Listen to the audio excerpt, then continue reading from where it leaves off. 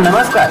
D Malegaon सहकारी साखर कारखान्याच्या प्रस्तावित इथेनॉल प्रकल्पाच्या विरोधात विरोधी बाकावरील संचालकांनी बंडाचा झेंडा हाती घेतला असतानाच त्यांनी केलेल्या दाव्यातील हवा काढून घेताना माळेगाव कारखान्याचे अभ्यासू संचालक योगेश भैया जगताप यांनी विरोधकांचे चांगलेच उट्टे काढलेत.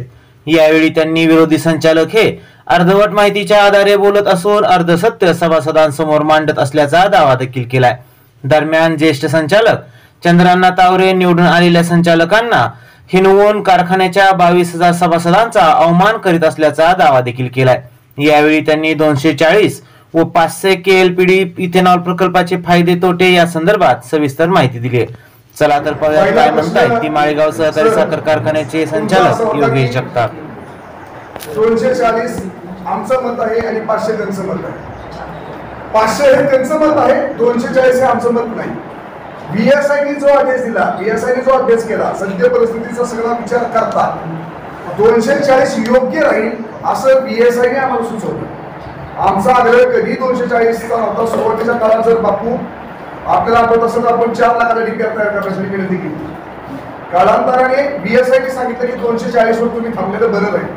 तसं देखील त्यांनी तुम्हाला दिले, पण तुम्ही जर कंपॅरेटिव्ह दिले. एक दुसरी गोष्ट ते म्हणतायत की 10 वर्षापूर्वी ही टेक्नॉलॉजी प्राचीनी कोलंबियात आणली. ह्या जगामध्ये सर्वात जास्त साखर कारखानदारी असणारा देश जर कुठला असेल तो भारत आहे. ब्राझील पेक्षा जास्त साखरची युनिट भारतात आहे. मग 10 वर्षापूर्वी आणलेली टेक्नॉलॉजी देशभरातल्या 600 साखर कारखान्यांनी, एकाही कारखान्याने, खासगी असू द्या सहकारी कारखाना असू द्या, कुठल्याच कारखान्याने ती टेक्नॉलॉजी अंमलात आणून इथेनॉल का बनवलं नाही, हा माझा प्रश्न आहे. की 10 वर्षापूर्वी आणली ना, कुठलीही चांगली टेक्नॉलॉजी असती, नीट लक्षात ठेवा, ही टेक्नॉलॉजी लगेच आत्मसात केली जाते आणि त्या टेक्नॉलॉजीचा वापर सर्वसामान्य माणसासाठी केला जातो. 10 वर्षात त्या ज्या प्राच कंपनीने तिथं चांगलं चालवलं असं ते म्हणतात, तो वादातला विषय. मग प्राचीन 10 वर्षात ती टेक्नॉलॉजी भारतात का कुणाला दिली नाही? एक. दुसरा प्रश्न, त्यातली काही जणांनी असं म्हटलं की अमेरिकेत घड्याळ बनतं आणि आपण इथं घड्याळ घालतो. आपण म्हणतो का त्या देशाचा, त्या घड्याळाचा कारखाना देशात आहे का? तर मला तुम्हाला एवढंच सांगायचंय, अमेरिकेत बनवलेला घड्याळाचा जर काटा चुकला तो सर्वसामान्य शेतकऱ्याच्या पोटाला लागत नाही. या इथेनॉल प्रकल्पाचा जर काटा चुकला तर त्याची झळ 25,000 सभासदांना येणार काळात बसणार आहे. आणि केशव बापूं सारखा बाकीचे ज्येष्ठ आमचे जे मार्गदर्शक आहेत, भाऊ सगळे तर बसले, तर काका सगळे सज्जन मिळाला. मामा धोरण एकच आहे, हे सगळं करत असताना ताक प्यायचं पण गुंफून प्यायचं. या विचाराने आम्ही काही न करता सर्वसमावेशक विचार केला. हा विचार करत असताना 240 KLPD वरती आम्ही का आलो, तर ती टेक्नॉलॉजी प्रूव्हन आहे. त्यामुळे आपण त्या टेक्नॉलॉजीवरती गेलो. भांडवली खर्च, कॅपिटल इन्व्हेस्टमेंट कमी लागणार आहे. एकीकडे शेतकऱ्याला भाव द्यायचा आहे आणि कॅपिटल इन्व्हेस्टमेंट पण करायची. आज तिथल्या काही ज्येष्ठ लोकांनी सांगितलं की फक्त 50 कोटी रुपये वाढवतात. आपल्याला सर्वांना ज्ञात आहात, आपण सर्वजण प्रमुख पत्रकार आहे.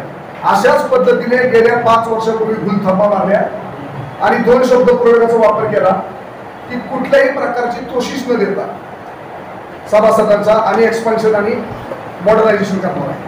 त्यानंतर जवळजवळ 150-200 कोटीचं कर्ज कारखान्यावर काढला. त्यानंतर असा त्यांनी शब्द सांगितला की कुठल्याही प्रकारची कोशिश, आणि एक दुसरा शब्द होता त्यांचा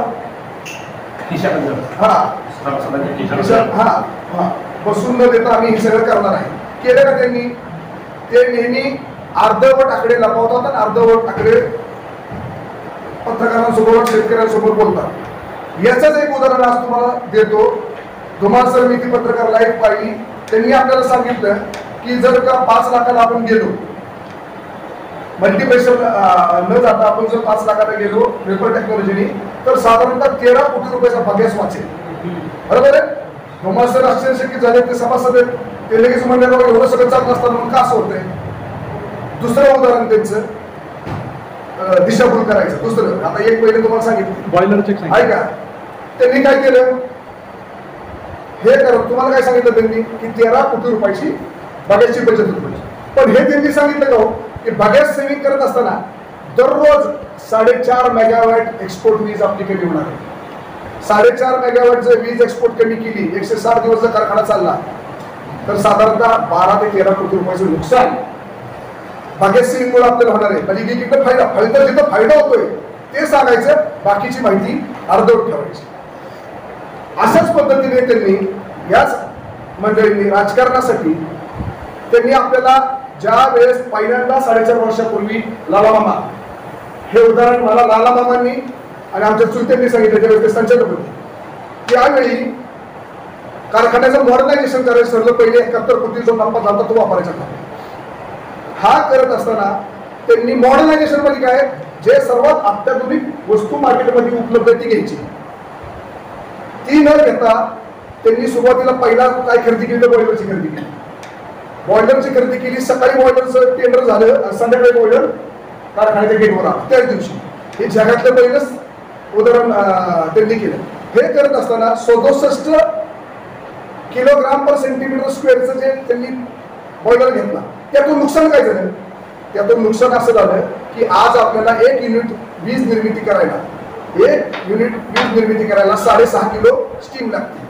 हीच जर आपण 87 प्रेशर किंवा 105 प्रेशरचं जर आपण जर बॉयलर घेतला असता त्यावेळेसच, जो मार्केटमध्ये उपलब्ध होता, तो जर सोमेश्वरी घेतला, तो जर घेतला असता तर आपल्याला 5.5 किलो स्टीम मध्ये आपल्याला आणि त्यामध्ये याच ज्येष्ठ लोकांनी जे काही एक्सपान्शन केलं होतं, मॉडर्नायझेशन केलं होतं, त्यातून जर 87 प्रेशरचा जर आपण बॉयलर घेतला असता सुप्रिलांना किंवा 105चा, तर साधारणतः रेशो आज तुम्ही 1 टन बगॅस जाळला तर मालेगाव कारखान्याला 2.02 म्हणजे साधारणतः 2 टन स्टीम तयार होती.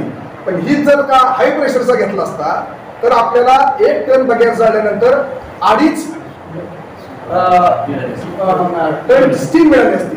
मग बगॅस सेव्हिंग थोडा जरी तुम्ही घाई केली नसती तर त्या काळातच कोट्यवधी रुपयाचा बगॅस सेव्हिंग झाला असता. पण धोरण नाही, घाई करायची.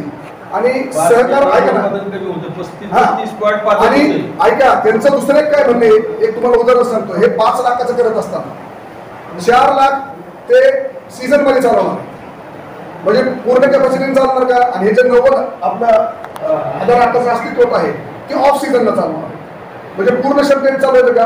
कुठलाही प्लांट पूर्ण क्षमतेने चालवण्यावर प्राधान्य द्यायचं असतं. याच बॉडीने 35 मेगावॅटचा कोजन केला. तो 35 मेगावॅटचा कोजन आता अपुऱ्या अपुऱ्या बॉयलरच्या स्टीम पुरवठ्यामुळे तो आज चालतोय 30 मेगावॅटने. आता जर नवीन हा प्रकल्प केला तर तो येणार आहे 25 टनावर ह्याच्यावरती. म्हणजे प्रत्येक गोष्ट अंडर कॅपॅसिटी चालवण्याचा त्यांचा हातखंड आहे.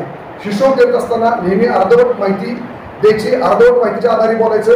आणि सातत्याने सरकारात ज्येष्ठ लोक आहेत सगळीजण, त्यांनी 3 वेळा त्यांच्या पत्रकार परिषदेमध्ये त्यांना काय कळतंय, बॉडीला काय कळतंय असं म्हणणं, म्हणजे ज्या 22,000 सभासदांनी आम्हाला निवडून दिले त्यांच्यापेक्षा जास्त मतदारांनी दिले, त्या 22,000 सभासदांचा अवमान आहे. आणि ह्या 22,000 सभासदांपेक्षा आणि निवडून आलेल्या संचालकापेक्षा मला वेगळं काहीतरी कळतं. हा अनुभव आहे, ज्येष्ठ आहे, आदर आहे आम्हाला त्यांचा. पण त्या आदराचा अर्थ असा नव्हे की 3-3 वेळा पत्रकार परिषदेमध्ये आमचे चेअरमन सुद्धा वयस करेल, आमचे माजी चेअरमन वयस करेल. 3-3 वेळा त्यांना काय कळतं, त्यांना काय कळतं, ह्याला सहकार म्हणत नाही, ह्याला हुकुमशाही म्हणतात. मला कळतं, बाकीच्या जगात कुणाला कळत नाही. अशा प्रकारे वावू नये, साधक बाधक चर्चा करावी.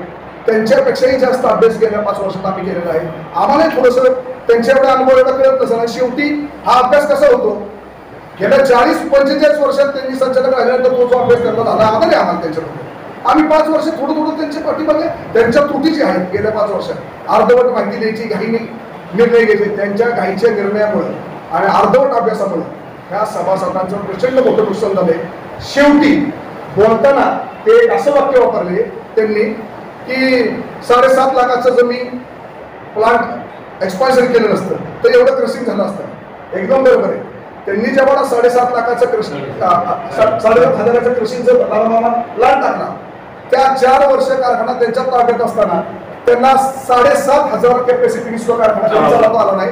त्यांचं ऍव्हरेज 6,800 आहे. त्यानंतर त्यांनी असं एक वाक्य वापरलं, 6,800 ऍव्हरेज होतं. हा 2 वर्ष 7,500 चाललंच नाही त्यांचं, अंडर कॅपॅसिटी कारखाना चालतं. आणि त्यांचं म्हणणं असं होतं की त्यांनी काही 10 कोटीचं काम केलंय. मी आपल्याला जबाबदारीने सांगू इच्छितो, ते जर नोट सुद्धा पत्रकार मागतील त्यावेळेस आम्ही देऊ, मागतील त्यावेळेस देऊ. हा कारखाना ऊस गळत होता, रस गळत होता, सिरप गळत होता आणि 10.7 म्हणजे 1.5% रिकव्हरी महाराष्ट्राच्या इतिहासात माळेगाव कारखान्याची जी 12 रिकव्हरी असायची ती 10.7 पर्यंत रिकव्हरी खाली आली. ह्यांच्या चुकीमुळे, ह्यांच्या घाईघाईने बसवलेल्या यंत्रसामुग्रीमुळे, कुठलंही नियोजन नसल्यामुळे, तर त्यामध्ये बदल करून जवळजवळ आजपर्यंत पत्र्याचं शेड आणि बाकीचं हे सोडलं, गोडाऊन सोडलं, तर माळेगाव कारखान्याच्या नवीन संचालक मंडळाने 40 कोटी रुपयाची भांडवली गुंतवणूक केलेली आहे. आणि त्या भांडवली गुंतवणुकीच्या मुळेच म्हणजे अगदी टिपलर टेबल बसून, फायबरायझिंग मोटर बसून, रोटरी स्पिनर बसून, सिरप क्लॅरिफायर, नवीन सल्फरची भट्टी बसवली. त्याचबरोबर आपण एअर बॉडी 5.5 कोटी रुपयाची, ज्यातून ऊस जास्त रस उकळल्यानंतर तो रस स्टीम थ्रू बाहेर पडायचा अण्णा, तो थांबवण्याकरता ते केलं. त्याच्या पुढे गेल्यानंतर कंटिन्युअस पॅड आपण 2 बदलले.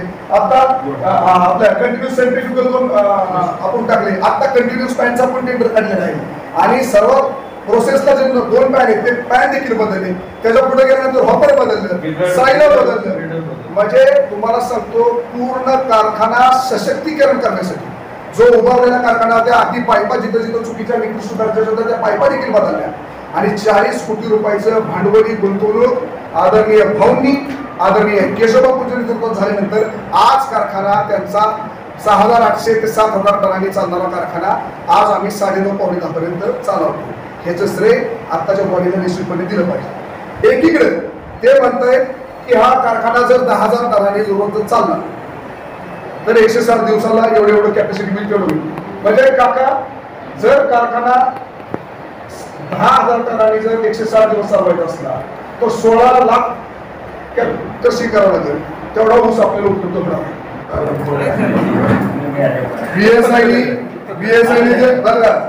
बीएसआयने तुम्हाला पत्र पण दिले.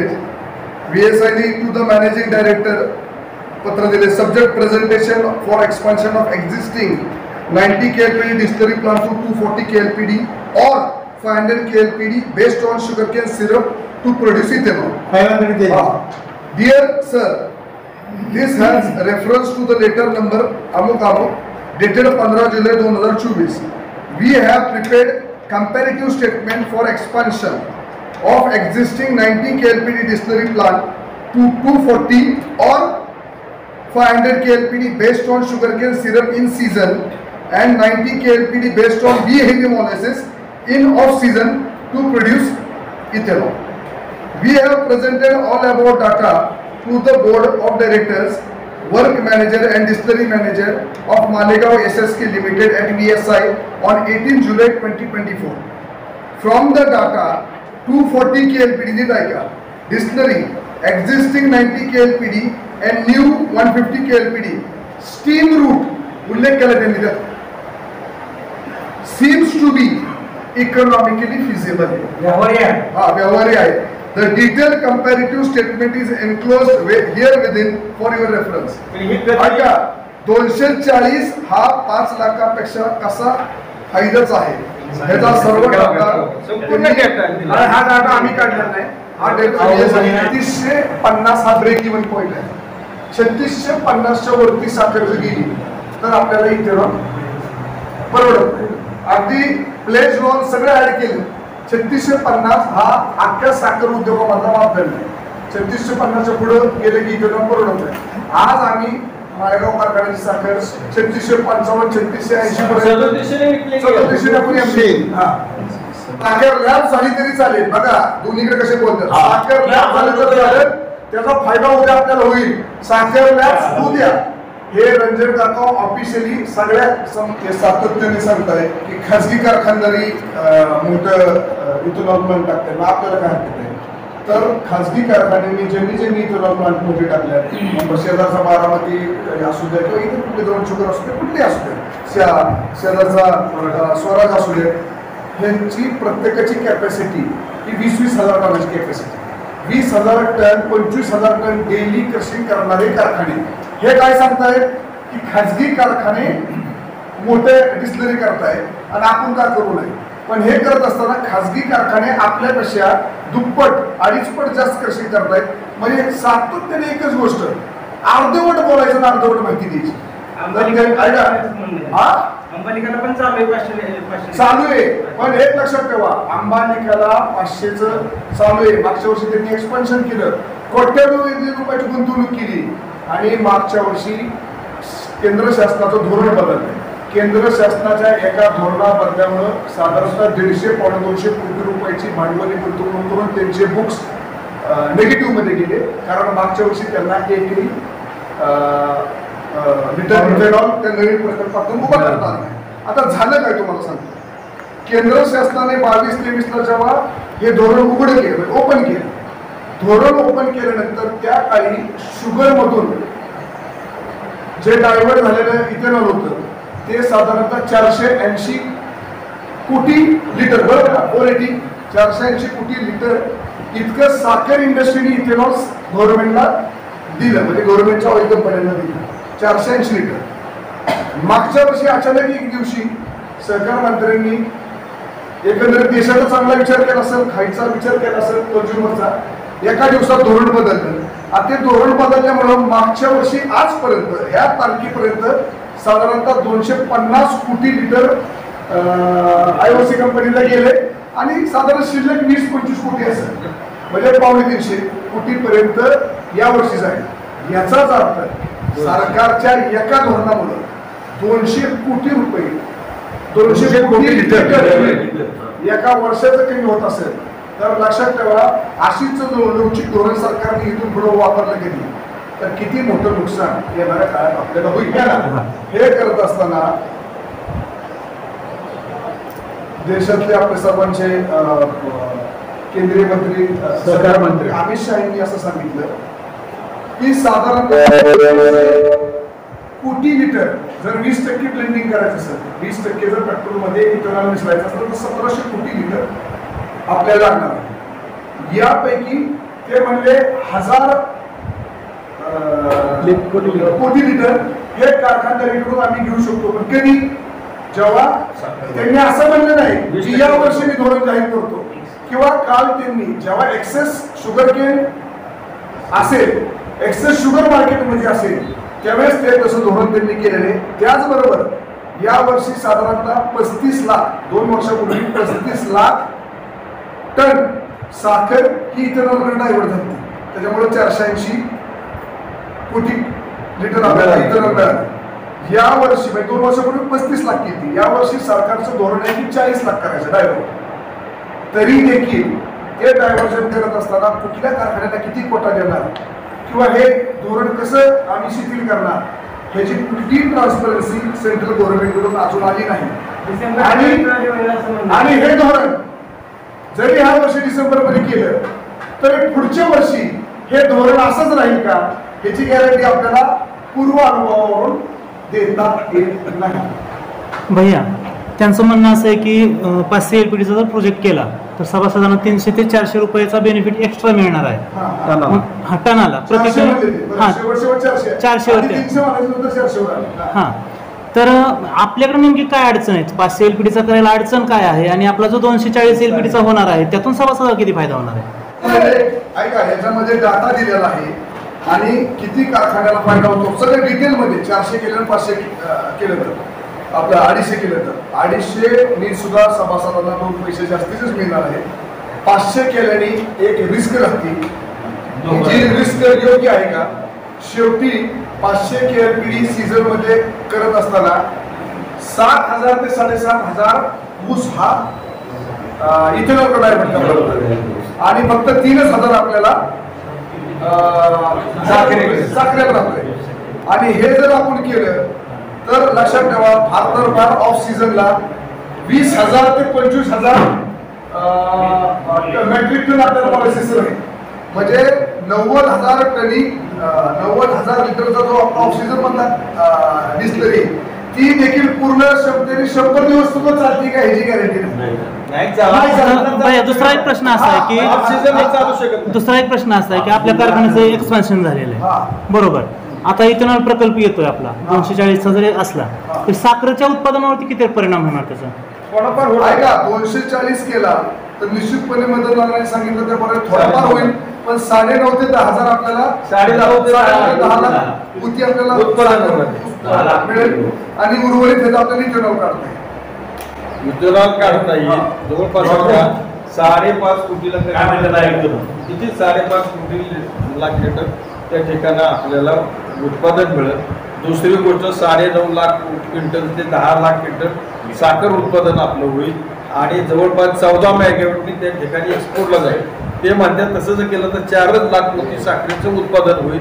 तिथं 14 मेगावॅट जाते, त्याच्याऐवजी 9 मेगावॅट किंवा ते 18 मेगावॅट एवढीच वेळेस एक्सपोर्ट होईल.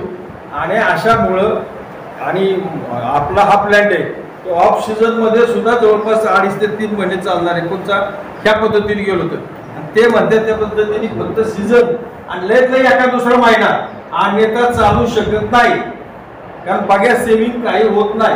सर्वात अडचणीची फुल कॅपॅसिटीने जरी चालला 5 लाख तर तो 100 सद्य परिस्थिती मालेगाव कारखान्याचा ऊस उपलब्धता पाहता 130 दिवसाच्या वरती इथून पुढचा सीझन नसणार.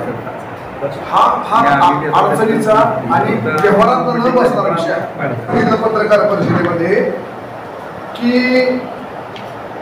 पूर्वी आम्ही प्रतचा घेतला, नंतर आम्ही मोडचा घेतला, चाललाच की. मी आपल्याला जबाबदारी सांगतो की वेपर रूटवरची जी टेक्नॉलॉजी आहे ती आता फक्त प्राजकडेच आहे. इतर कुठल्याही डिस्टिलरीच्या प्लांटनी किंवा डिस्टिलरी मॅन्युफॅक्चरनी वेपर रूटचा क्लेम केलेला नाही. एक दुसरं त्यांनी सांगितलेलं ही टेक्नॉलॉजी पेटेंटेड नाही.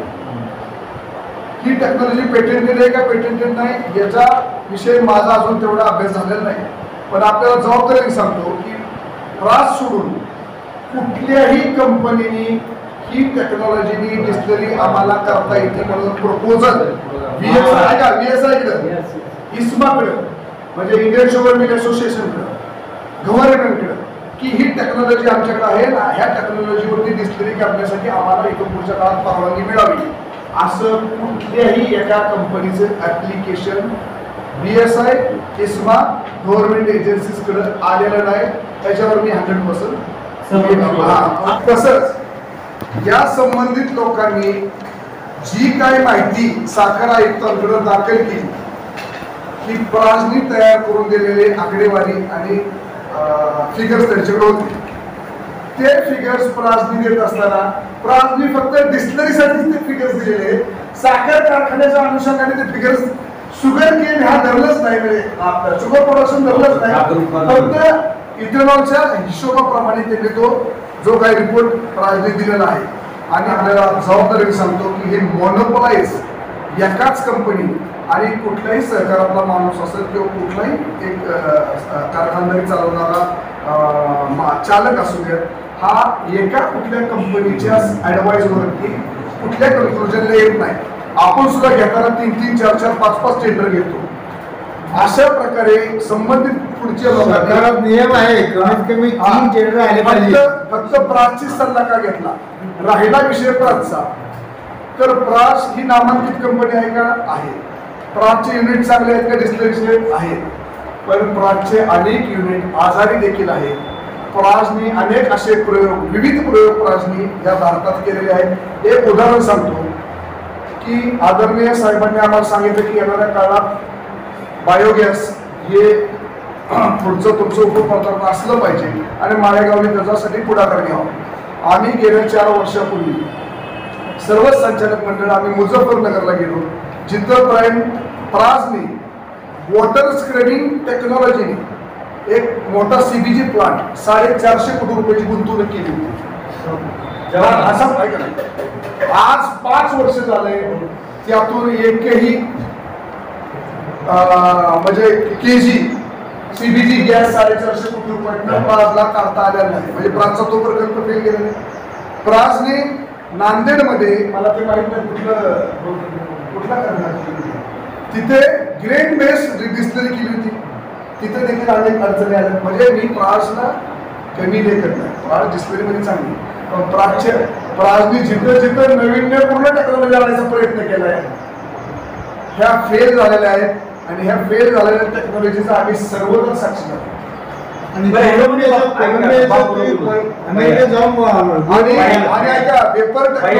वेपर टेक्नॉलॉजीनी जे कोलंबियात त्यांचा प्लांट आहे, जयंत पाटील साहेब आणि BSI ची लोक तो प्लांट पाहायला जाणार होते. जेव्हा जयंत पाटील साहेबांनी फायनलाइज केलं, मी स्वतः जयंत पाटील साहेबांना विनंती केली, BSIच्या अधिकाऱ्यांनी विनंती केली की मी माझ्या स्वतःच्या खर्चाने मला तो प्लांट बघायला मी जाणार आहे. नंतरच्या काळात जयंत पाटील साहेब सुद्धा मला म्हणाले की योगेश ते मी कॅन्सल करतोय, कारण सरकारचं एक तर धोरण निश्चित नाही. आणि जयंत पाटील जर त्यांच्याशी बोलले असतील तर मला माहित नाही, पण त्यांनी तुम्हाला अजून एक खोटं सांगितलं की वेपर टेक्नॉलॉजीवरती जयंत पाटील समाधानी आहेत, फक्त धोरणामुळे ते नाही. तर मी जबाबदारी सांगतो, हे पाऊल माघारी घेत असताना जयंत पाटलांनी 2 कारणं सांगितली साहेबांनी की बाबा ती टेक्नॉलॉजी घ्यायची होती, पण शेवटी कुठेतरी शासन तपलं. आणि प्राज मी सुरुवातीलाच म्हटल्याप्रमाणे गेल्या 10 वर्षात प्राजनी एकही युनिट छोटं का होईना वेपर टेक्नॉलॉजीवरती ह्या देशात राज्यात का उभा केलं नाही 10 वर्षात. म्हणजे गेल्या 10 वर्षात ही टेक्नॉलॉजी कुणी मान्यता दिली नाही, कुणी एक्सेप्ट केली नाही. याच्या देखील खोलात आपण गेलं पाहिजे. हा कारखाना कुणाच्याही मालकीचा नाही. त्या कारखान्यामध्ये मी करत तसंच झालं पाहिजे ही भावना कुणी ठेवू नये. केशवबापूंनी ठेवू नये, मी ठेवू नये, कुणीच ठेवू नये.